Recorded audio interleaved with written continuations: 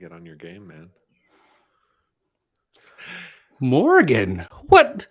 It's not even Friday. What the heck? It's Tuesday? What the heck? Well, welcome everyone to this special Tuesday edition of the B2B Power Hour. I cannot believe we have these two wondrous guests with us today. Nick, do you want to explain maybe a little bit about why we're covering this topic today and what we're talking about?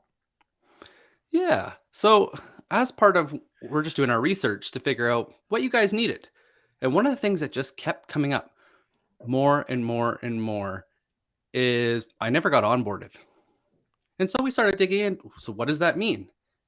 And I realized very quickly that I had more questions than answers. So, in typical B2B Power Hour style, what did we do, Morgan? We found two rockstar guests. And here's the thing, folks. They do have proper last names. But for the purposes of today, please welcome to the stage Savage Steph and Sparkplug Steph, our two wonderful rockstar enablement guests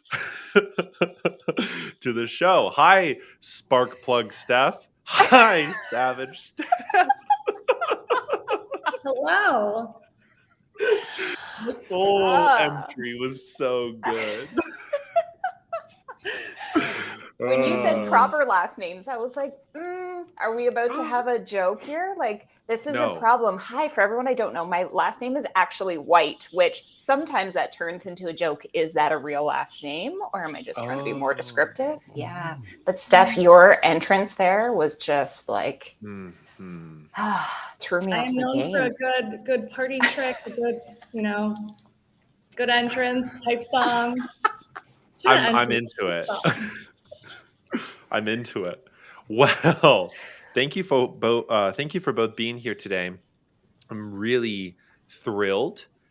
This is definitely one of those sorts of shows where we get to talk with two amazing powerhouses and download as much as possible out of your brains in our short time together, and then share it and distribute it to the world so everyone can bask in your brilliance. So if you're here today, drop a hi in chat. We'd love to say hello. Hi, I saw Lauren joined. Nick, where do you want to start with Steph and Steph? Ooh, Steph squared. Where do we start? Actually, you know what? I was doing in all my research, one of the funniest things that never came up, even though I think it gets treated as one and the same, is what is the difference between orientation and onboarding? Because I think they're not the same thing. They are definitely not the same thing. Say more, say more, say more. Yeah. Orientation is an HR function. Onboarding is a more role-specific function. If we're talking sales enablement, my wheelhouse, or revenue enablement, that is the role-specific immersion into your role. I do think that there are a couple phases of like your new hire journey. And I can unpack that if you want me to. Please, as much as you want. Yeah, please. Well, we'll take anything you can give us. I think there's a hype phase, right? So kind of that like get ready to get ready, like be really excited. You're starting, lots of communication. And that's, I would say, a little bit of both. Your potentially sales, org, and HR. Then I think there's this immersion phase, which is drinking from a fire hose, essentially, right? Like lots of policies, compliance, read this, sign your life away here, just kidding. Here's your laptop, do this training. And maybe that's a couple days. And then I think there's this, and I think I kind of messed up a little bit. I meant to call it like a cultivation, but like that's where you really get into the meat on the bones of your role, where you are understanding your job, your functionality, why am I here, what am I doing, what impact am I making? So yeah, I feel like there's a couple different phases. And then my favorite, which I think I don't want to spoil our later, but I think there's a fourth phase, but we'll talk about that later. Ooh.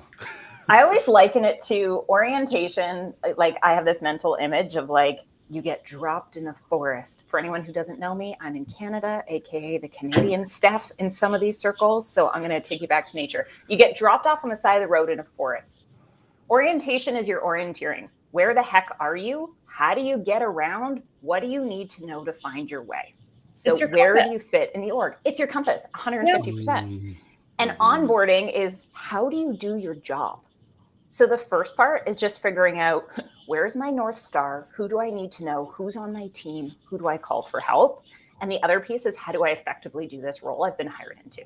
And that second stage is a process. It is not a once and done. It's an ongoing thing. But I would say, if I can just kind of go off of that, I would say most attitudes are that second phase, Stephanie, is like, I don't know, call it a week, right? And then you're like, you're good, right? Ready to go? Ready to do this? Now go hit the quota. Yeah, good luck, right? We're going to release you into the woods. Yeah, have fun. That's interesting. Yeah, never experienced that before. I was about to say, gosh, I'm sure everybody has probably been thrown into the wilderness before. One thing that's stood out to me about both of the sort of processes or sequences that you laid out is obviously there's a big like HR function to the early pieces. But then when it comes to onboarding, it feels a little bit hazier in terms of how it can be structured and who's in charge of it and how it needs to be arranged. So for each of you, what role should sales management play in sales onboarding?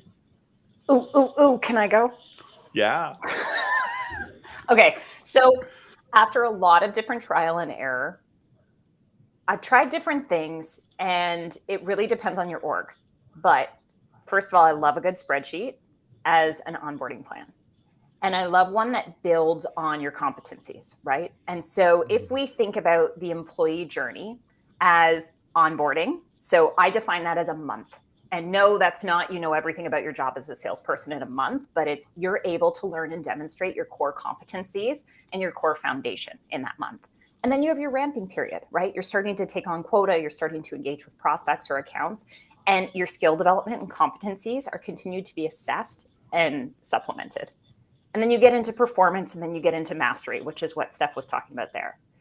You need to be so clear and deliberate who owns onboarding.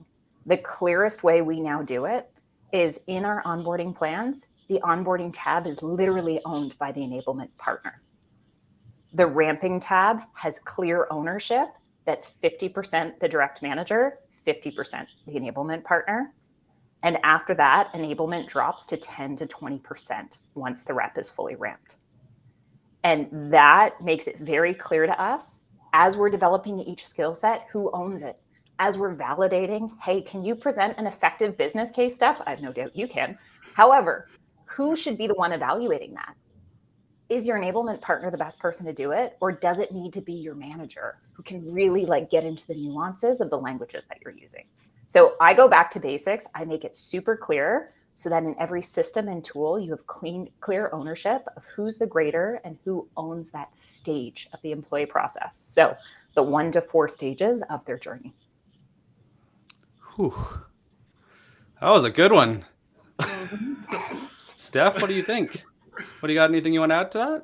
So I would say my time here at LoadSmart is a little, I'll call it gray, because when I first joined the organization, I was actually under HR reporting into our chief people officer. And we were doing onboarding for everyone that entered the company. So I had somebody on my team doing onboarding.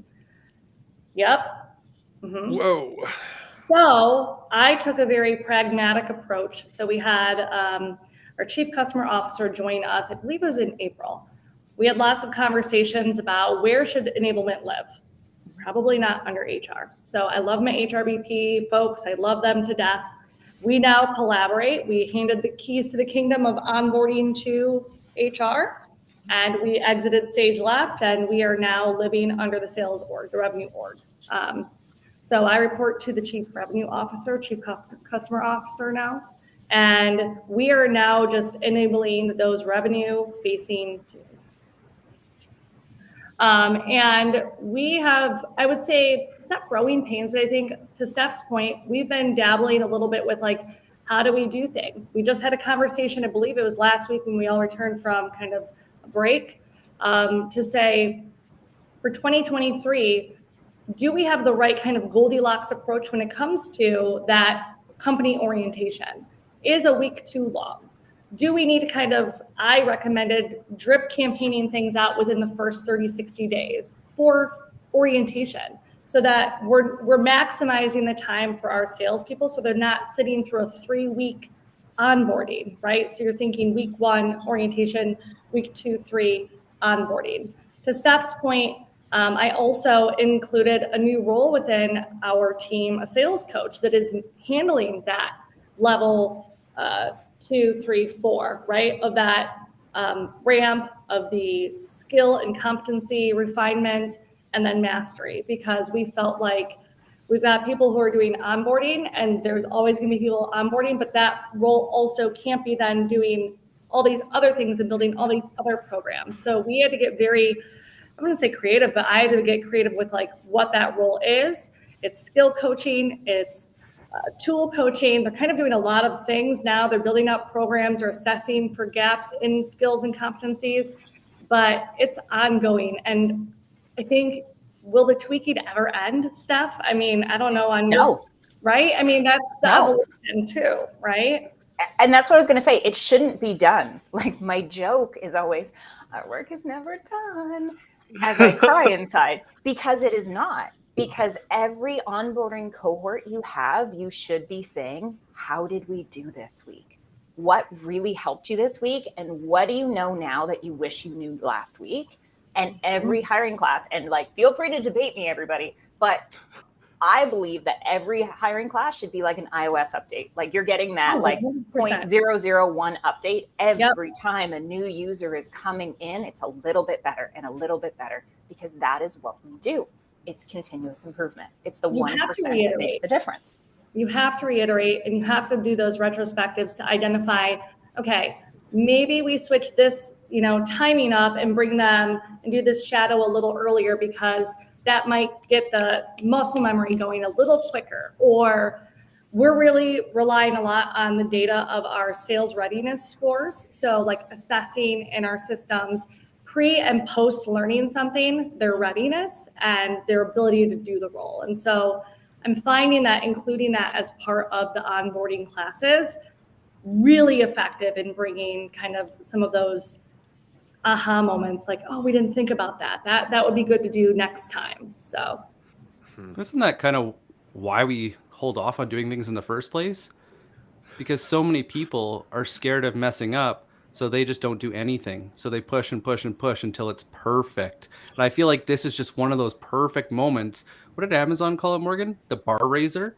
So instead of trying to get it perfect, just try to raise the bar every time you're onboarding. And then eventually, over time, it's going to be the best it possibly can, instead of trying to cheat your way to the best and hope, get it right off the bat. Because if life were that way, things would be a lot easier. I would say we'd all be perfectly onboarded, probably. Right. Yeah. And if we think about it as like building blocks, and Nick, you're so right.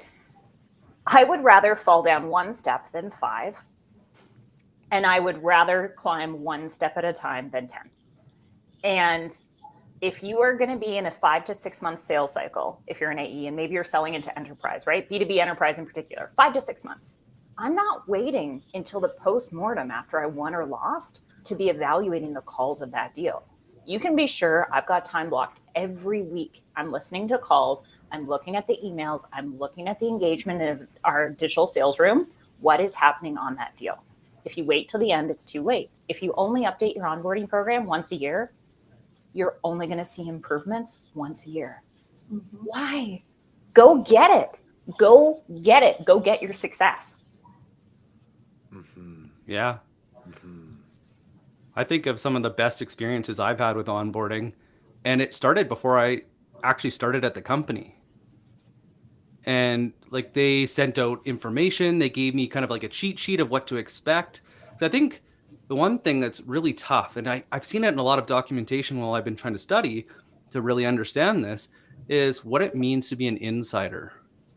And so I'm curious, how does that weigh into your guys' onboarding? Is it something that everybody should consider, or is it just another fancy term that people are using? Can I ask a qualifying question first? Absolutely. Or clarification. What do you mean by an insider? So the way I've heard it used is people inside do things a certain way. So it's almost like that. I read it as culture. Knowledge? I call it the tribal knowledge. No, is that what you're kind of alluding to? Yeah, I think it's fair to call it that, because once you've worked, we all, whether you want to call it a clique or however you want to explain it, once you've worked somewhere for a while, especially in a certain function, and you haven't moved around in that company, there's definitely like an inside track. Do you think it's important for people when they're starting at a new company to be socialized, invited to the inside, or is it really not that important? Oh, I have a strong opinion on this one. Fire away. Okay. When we think about you are getting oriented in your first week, and HR or people operations, whoever it is, the people who are giving you your compass play a big role in that. People are the core of what's going to make you successful. Your relationships. The sooner you start building those relationships, the better. If you don't already have coffees blocked into your onboarding schedule for new hires coming in, go do it now. Make those coffees cross-functional. Who is the demand gen partner that works in their segment? Who is subtle stuff, but who is, the customer success leader for their segment that they should know? You need to make sure that you've got those relationships starting to build. Here's why. In my first couple of weeks, my leader had me do an introduction with one of our marketing people that otherwise I likely would not have crossed paths with for at least 3 or 4 months, because the aspect of marketing that they work on does not directly tie to enablement. 3 weeks into starting at Lupio, we had our annual conference. And because we already had that relationship, she went, hey, I'd actually love to have you speak and weigh in on a topic that we're doing. So right out of the gate, there was this element of trust, mutual respect, and understanding.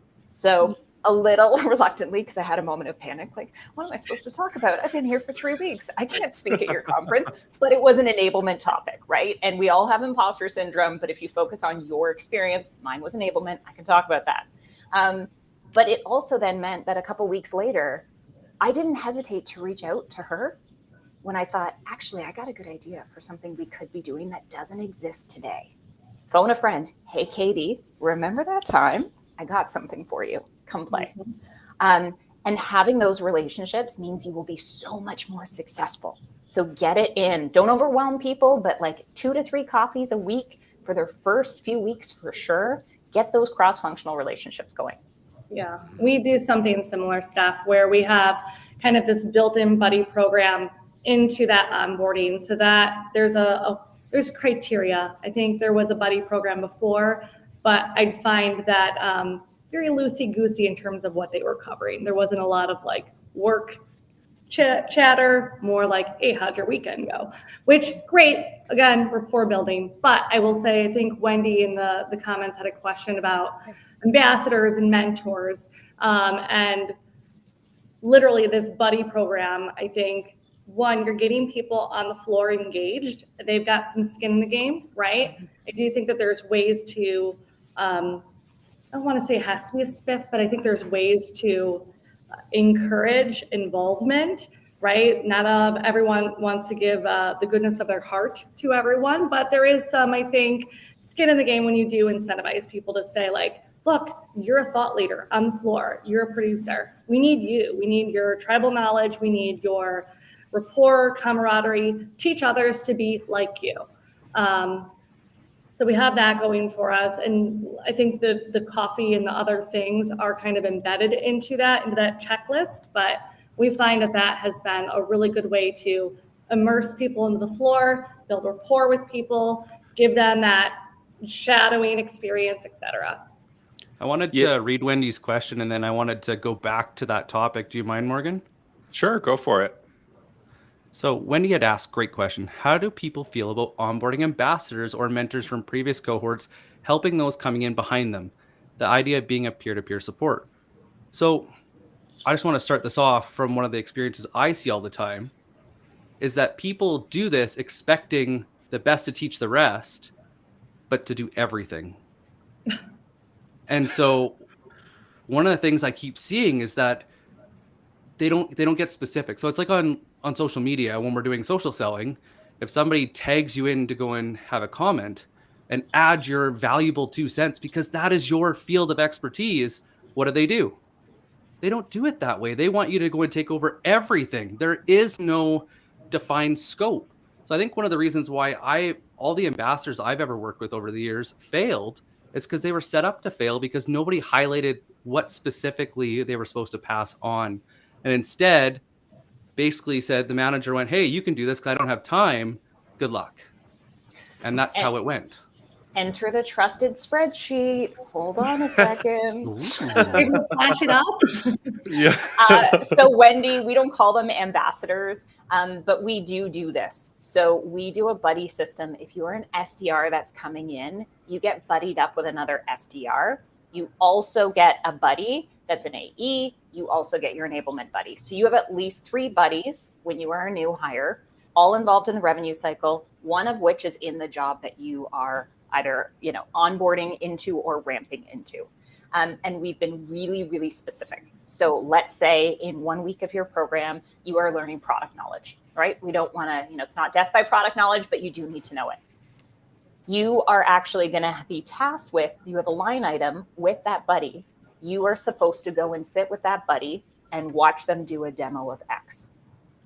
After that task, you go in, and we use Lessonly as our LMS. You're going to go in and you're going to do your asynchronous learning on Lessonly. And then you get prompted to record a video of yourself talking about the product feature and functionality. And guess what? That video may tag that buddy to actually evaluate it. And then your 4th step is actually getting validated by your manager.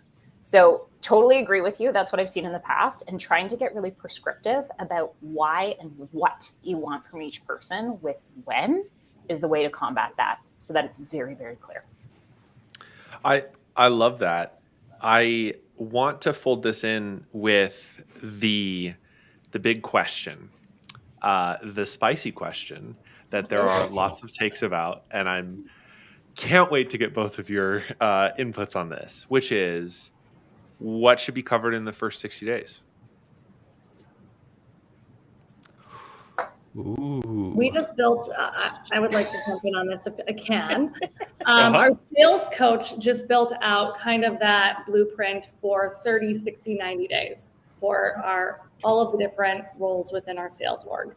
It was something I think I saw again in the comments. Companies typically have a 90-day probationary period, right? Illinois, I think we're at will, but I will just say, there's different compliance laws and different rules of the road for different organizations. I think that the 90-day probationary period is pretty standard. And so you want to set people up for success in terms of what do they need to know in terms of culture? What do they need to know in terms of core values, their roles, specifications, tools, technology, product features, all of the things, right? How do you jam pack all of those things? And to me, it's, again, I hate to keep kind of saying this, it's an evolution. You've got to know basic knowledge, 30 days, this is how you do it. 60 days, okay, I'm getting kind of that intermediary understanding. I'm being able to build that muscle, flex that muscle, right? I'm not looking for mastery by 90 days, but I'm definitely looking for taking the training wheels off and making sure that you're able to do this on your own, that your buddies and your phone of friends aren't getting blown up every 5 minutes in Slack, right? I think there's, it's not perfect, but I would say that we do have that kind of checklist approach. We love our spreadsheets too. I think we have it built into Lessonly. We also use Lessonly, and we also use Lattice to kind of provide the blueprint there, what you're responsible for, what level you're responsible for, and then from there, your manager, I think, then gives you prescriptive next steps to say, your still not understanding sales loft. Let's dig into that. Or you're still not able to pitch XYZ that well. Let's work on this a little bit more, or work with the sales coach. Jamie, I think on the 90 days, and to Steph's point, yeah, I mean, there's legal reasons why 90 days are in place based on employment legislation in different areas. Here's the reality. Before 90 days. Yes. 90 days is a line in the sand, often for legal reasons, but And if you think about, I always go to 3 components. So for folks who know me, you know that 2 of the big things I look for in the interview process are attitude and aptitude. So do you have the willingness to learn? Do you have the potential to learn the role? Once you're hired, the third piece that comes into play is competence. And if we think about those 3 areas, you can very quickly determine, does this person have the right attitude for the role? If they are easily stressed out, not having clear answers and a clear roadmap, and you are in a startup organization, that's a yellow flag that you need to keep a close eye on in their first couple of weeks. If they are really struggling to absorb information, and you've tried video delivery, you've tried live discussion, and you've tried async reading delivery, you may have an aptitude problem or an ability to learn problem. And again, you need to be watching that. I always like to go to, at the end of each week, we do a check-in. And so that's a 1-to-1. My line is kick back your feet, put your feet up, talk to me about your feelings. The reason why I do that call is because I'm a neutral party. I'm not their manager. And what happens in that call is a safe place. And what I look to get out of that is, where are they on the attitude and aptitude? Because the competence factor, their manager and their enablement partner on my team is going to be evaluating at the end of each week and at the end of the month. But I need to keep a close eye on the first 2. And the reality is, you can pick up those flags. And if you flag it, action it. So if you pick up on an attitude or an aptitude flag, within that week, you need to go talk to the hiring manager. Did you see this in the interview process? Or is this net new to you? Because maybe it's situational, right? Job stress, when you start something new, it can cause behavioral changes. Totally cool. All right, let's align on what we want to do differently next week to see if we can solve for that challenge that they're having. If by week 3 you're still seeing it, it's likely not a delivery problem or an enablement or onboarding problem. It may be pointing to a cultural fit, a attitude aptitude fit, or again, when we think about competencies, evaluating those competencies, are they progressing like you'd expect them to? And yes, if you've got a gap, go fill it. Totally fine. Some of us learn faster than others. Some of us come in and we may know the tech stack because, Steph, in your reference there, it's like, okay, if you have used Lessonly and you go to work at a competitor of Lessonly, by the way, we're not endorsing that. We're Lessonly customers. However, you may have a lot of industry knowledge and competitive intel that you just show up with on day 1. So when somebody evaluates you, you're going to score higher than expected. Cool. We've all got some of that. And likewise, we've got some gaps. But you should be measuring those things weekly in your onboarding.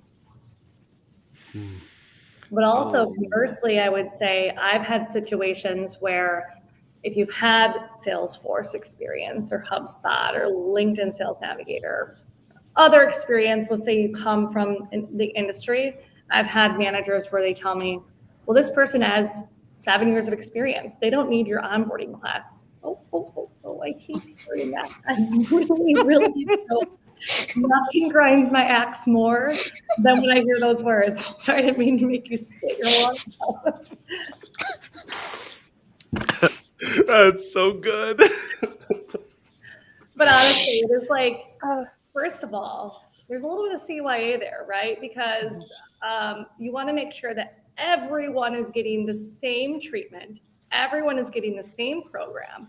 Because, again, you don't want that employee to come back and say, well, I wasn't trained on how to do X, Y, Z. So, sorry, but legit has been some actual conversations with managers.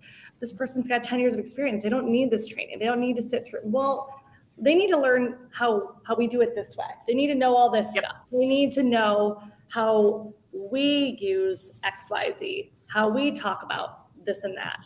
So I don't know, Steph, if you have the same experience in kind of the onboarding and management and other feelings when you're trying to get people expedited to the floor? Do I have feelings? I do, Steph. I have a lot of feelings. No, I think, like, listen, it's anytime we get into experienced sellers, you know, you are going to run into those salespeople and those sales leaders who say, and unfortunately, I've heard this delivered. Listen, kiddo, I've been selling longer than you've been around, right? Or thanks, girly. Like these generational things happen in particular. And there is some validity to I'm coming in as an experienced entity, right? You hired me as a senior account executive for Enterprise 2 because I have 15 years experience working with Fortune 500s. And I've made huge money and I'm hugely successful. The way I try to combat that when we've got egos happening is just flip the script on it. So like, Steph, I am incredibly impressed by the experience that you're bringing to the org. I would love to hear your perspective on this onboarding session that we have. How can we make it even more effective based on your experience? Like, would love your insights and tidbits that we can interject for the next hiring cohort. Mm-hmm. Is that a little bit sneaky? Sure. But it also gets them engaged and invested in interacting in the program.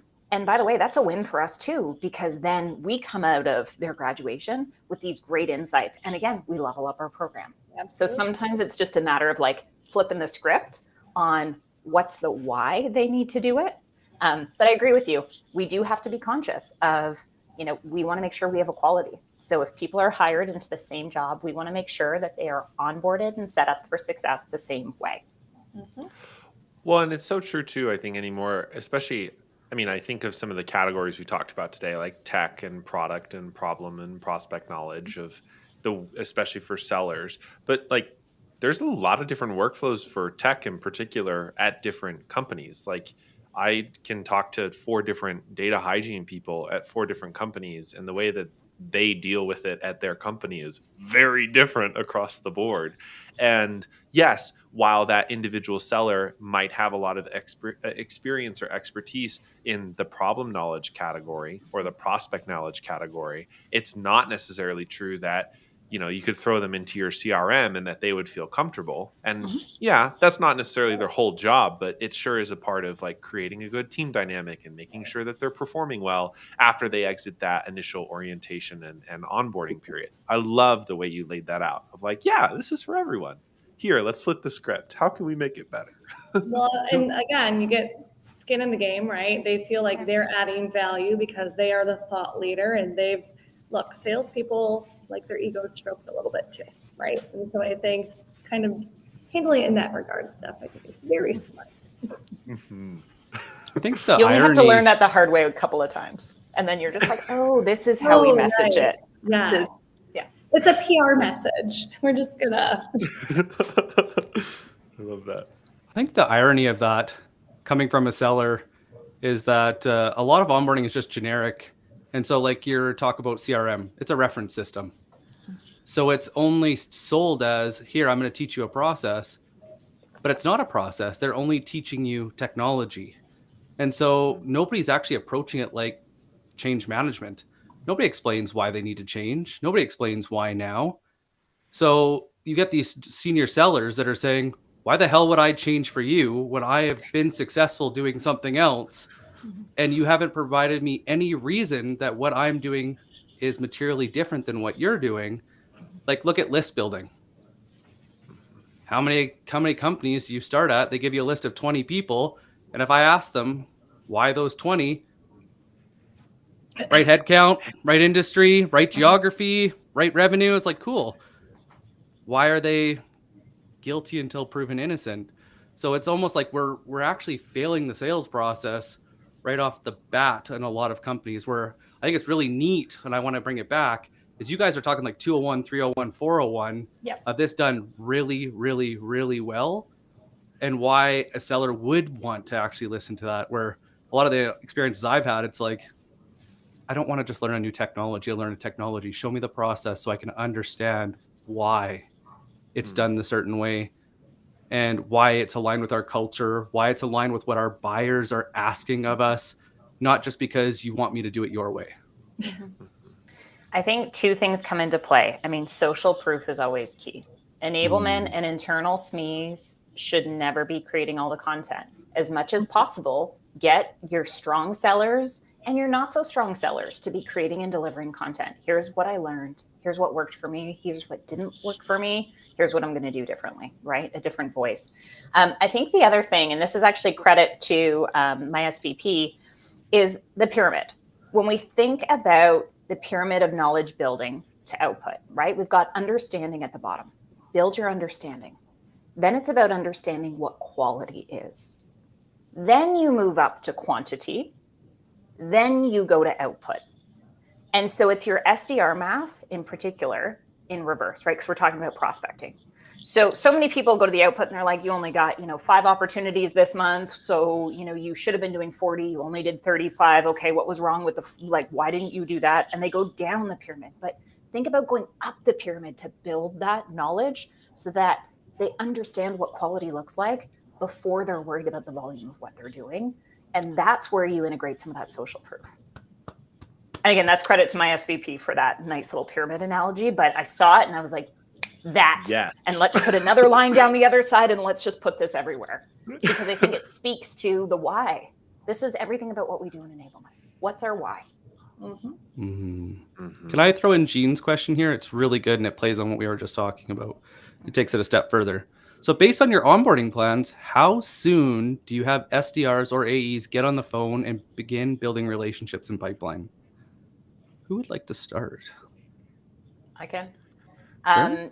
So a couple of differences. SDRs, it will depend a little bit how fast they do their certifications. I mentioned we have certifications in our 1-month onboarding program. Those start in week 1 and they go every week. They're building certifications. So tech stack, who's our ICP, how do you message in a cold call, and we build those muscles. Once they are cold call certified, have at it. Because you've already been certified on how to use the tech stack. You already know who the ICP is. We've already validated that knowledge. So typically that's around week 3, give or take, right? People are going to be a little bit different.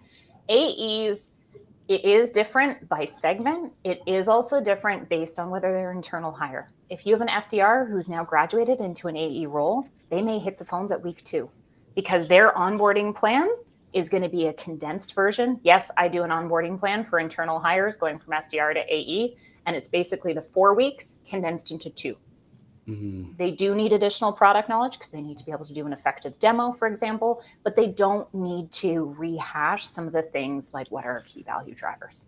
But again, they have to go through those same gates, those same live certifications with us, recorded in Lessonly, doing their stuff so that we validate they're good to go. So AEs are somewhere between 2 weeks and 5 weeks, depending on their segment and their experience. And really, it's how fast they go through those certification checks with us.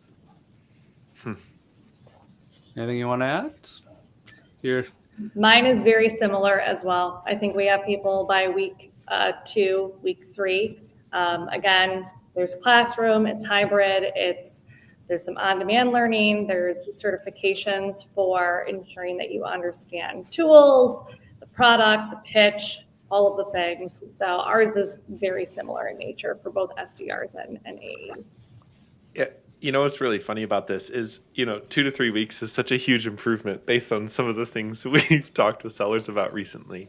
On the podcast, we've had this 5-part series on folks like breaking into tech sales from non-traditional backgrounds. Like we had school teacher, project engineer, financial auditor, folks like who don't really have sales experience and what it was like to basically get an SDR or AE role in B2B tech. And one of the fascinating things was the varied experience of onboarding at different companies where, one was basically thrown on the phones day 2 and or day 3. And the manager was like, you'll learn by more or less practicing on your prospects, good luck sort of thing. And then there are others that have a more structured process like what we've laid out today. And what was fascinating about that was how much, there's never any regret about being thrown into the fire, but I could sense and also have heard from lots of sellers, it is nice to have a sandbox first. It is nice to have that. Yeah. Time. I was going to say, I think you want to also give your people the opportunity to practice on you versus practice on prospects. Like, to me, that is like not a good first impression for your brand. If they're going out there and you have no idea what they're saying, first of all, it's not been like QA'd, and, giving them the safe space to practice, fail, practice, fail, practice, fly, right? Like, you need to, make that fly analogy, like a baby bird out of the nest. Like, off with you. Yes, you can do it. Like, I don't know. I would be terrified just like going into a job, not coming from the industry and expecting someone to be successful in pitching products, services, and I mean, I'm assuming people are like, I'm just going to hang up on this. I don't even know if that was good or not. I love the, attempting to fly before you fall. I think this one always, like Stephanie said, grinds my axe. This one always bothers me. I'm not going to pretend I'm like 22 years old, because clearly I'm not.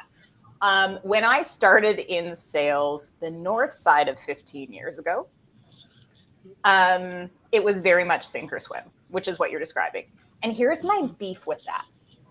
It will never be successful. And people can debate me all day long. Let's do it. But if somebody swims, the leader goes, see, they were fine. Success. They had success. They swam. Okay, let's park that for a second. And if they sink, they go, oh, good to weed them out early. The problem with both of those end results is if the person sinks, we're not talking about actually jumping into a pool with a floaty. We're talking about somebody who has started a new chapter of their life. And we are very much tied to our functions that we choose to do as a profession. Mm-hmm. And the reward system and the intrinsic motivations that a lot of people have are so tightly, ingrained in what it is that they impact in the span of 9 to 5, Monday to Friday, or whatever your work schedule looks like. So it almost makes it flippant what your career choice is and degrades the person's career path value. But the bigger thing for me is like, you don't win. If you are the leader of someone who swam, you did not win, because that employee does not trust you. They do not trust the organization, and they've now experienced a trauma. And that is absolutely not enabling an employee. That is not people-focused employment growth. And if we think about like, how do we make someone successful? Like, sure, you want to throw them in the water? Go for it. But give them a life jacket. And the life jacket analogy, maybe if you're an AE who's 2 weeks in and you've done some of your certifications, but you're not fully ready, have another senior AE on the call so they can step in and help you out. You'll learn together. You'll build that strength. You won't get traumatized. And to Steph's point, you won't have a brand damaging experience for your prospects and customers. Can I add something in that I found interesting, and it's related but not directly related? Sure. It's your show. It is. I was about to say, it's our show, Nick. So my little sister, we didn't know, she couldn't speak until she was 6 or 7, like couldn't say anything. And my parents were really worried that she had like neurological problems and all these different things. And they kept trying to diagnose all this different stuff. What was really, really, really interesting is that when it came down to it, we found out she couldn't see. And so her prescription was so bad that she couldn't mimic the words. She couldn't mimic your mouth. So she couldn't see what was going on. And what it made me realize is so much of our life around us is about mimicry. We watch to see what's going on. And for whatever reason, when we get to an adult, people try to change the way that humans work. Why that is, I'm not sure, but we learn by seeing first. So how do you send someone out into the wild to go and fight for their life when you've never showed them what good looks like, what great looks like, what bad looks like? Because it all matters. Like, so you have an AE, you're sending them out to go sell. Have you ever done deal reviews with them? Well, that sounds probably like it's not the best thing. Oh, you're going to send somebody out to go and cold call. Well, have you ever showed them what a successful pitch looks like and why it worked and to what type of customer and what led to that context of reaching out in the first place? Or going through all these different, one thing I even noticed too, like, what if they don't know what good looks like from the customer's point of view? So how do you make promise for something you've never seen the value actually appreciated and realized? So you have sales development, all they're doing is pitching product and features.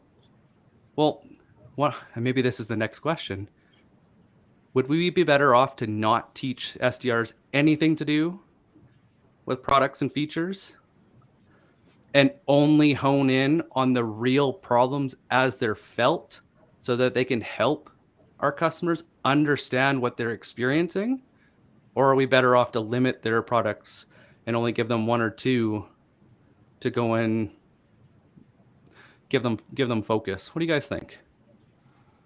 I think focus is important, but I think not training them on your products is, oh God, it seems a little detrimental to the process. So, Morgan, I love how you're like spicy. Yeah, absolutely. So I work at Loopio. For anyone that doesn't know, Loopio is a sales response management platform. Enter an SDR who has never responded to an RFP as a sales professional. They don't know the pain. Part of the challenge is, how do you teach someone who has never felt the pain empathy, not sympathy, not like here's the copyright you need to use, but empathy for what the prospect is experiencing, because then they have the authentic conversations. Can you contrive it? Sometimes. And full disclosure, we put some of our new hires as part of an A/B test through having to do an RFP response by copying and pasting and digging through 50 million documents and not having Loopio to use. And then we gave them the same exercise using our tool. And the light bulb moment for empathy was incredible, because now they understand. We didn't tell them, here's what you say about the value. They felt the pain without it. And then they experienced what the thing we sell does. And they can now connect the dots. As a former Loopio customer, which is funny, that's how Stephanie and I actually met. I did speak at their LoopyCon. So I can feel the pain, because I lived in the RFP response world for 15 years. Pre and post Loopio, not that I'm selling your product, but yes. But that's the difference, right? Because we talk about, you need to know enough about your product to be able to understand the value and have empathy, because we got to connect to pain, right? Value selling is about understanding the pain. You want to be a painkiller, not a vitamin in today's market. So you need to understand what the pain of the business is today. Being able to tie the value that your product or service brings to their pain, that's the nugget. And you cannot sit there and tell them, don't be preachy, because if somebody calls me and they're like, I know everything to solve your problem. No, you don't. You don't do my job. You don't nope. Don't say, I totally understand when I answer one of your questions. You don't. Answer with another question, but know where you're going with that question. So long-winded answer to your question of, they need to know enough about your product or service for PK to be effective and know what question to ask next. But their primary focus should be on empathy, understanding, and identifying pain to connect value, is my hot take on it. The customer journey at the end of the day. What is the journey of the customer, so that we understand those pain points, so that we can overcome those objections, so we can marry it and then pitch it over to that AE so that they can really sell the value and the solution.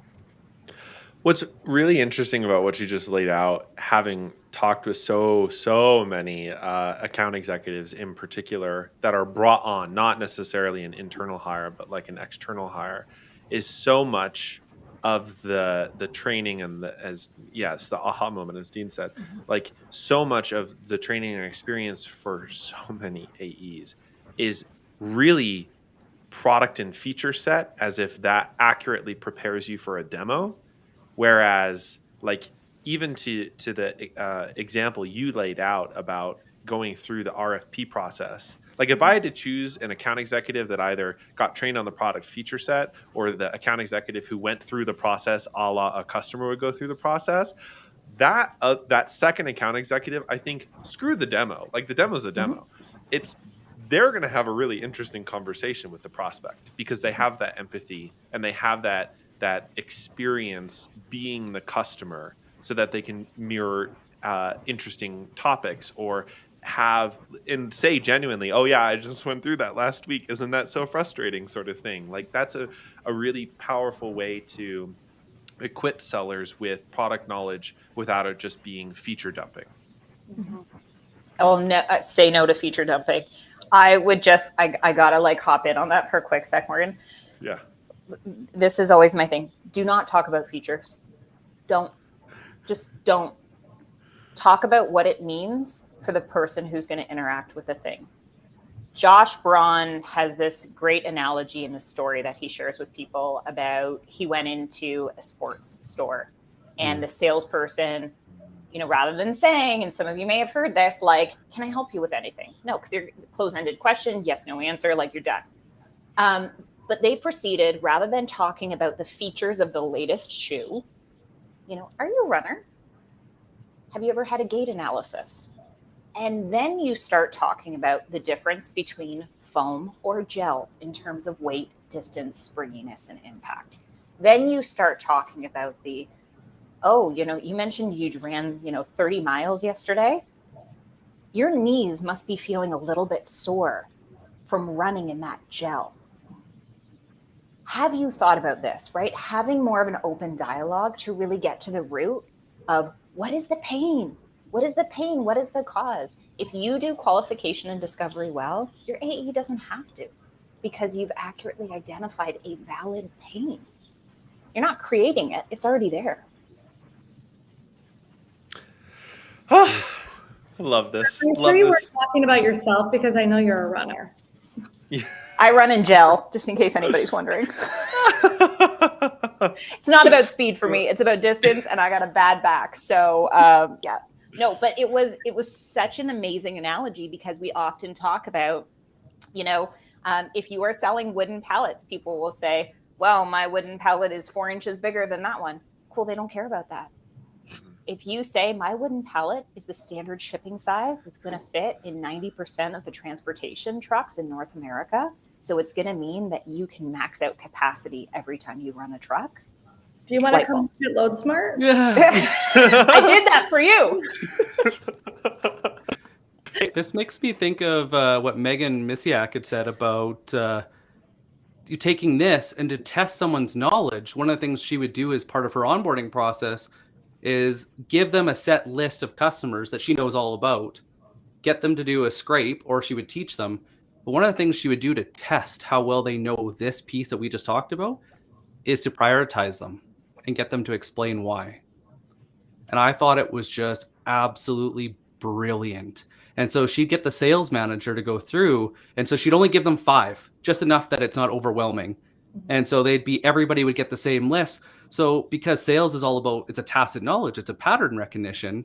And where the rubber doesn't meet the road is somebody has a framework and they don't know how to apply it, because they, like I talked about earlier, mimicry. And so you get these 5 accounts. Well, now they can go around and talk to people after they've done the work to go and say how they would do it, to get other people's opinion, to hear that thought process and why. And how does that change the way you look at sales now, when you could take that messaging and spot it from the moment you see an account? I would hire that person. One interesting thing I didn't want to lose before the end of our time together is, I think, one of you lovely Stephs had talked about cross-functional conversations. And I think we had talked a little bit about mentorship or peer-to-peer and some of that.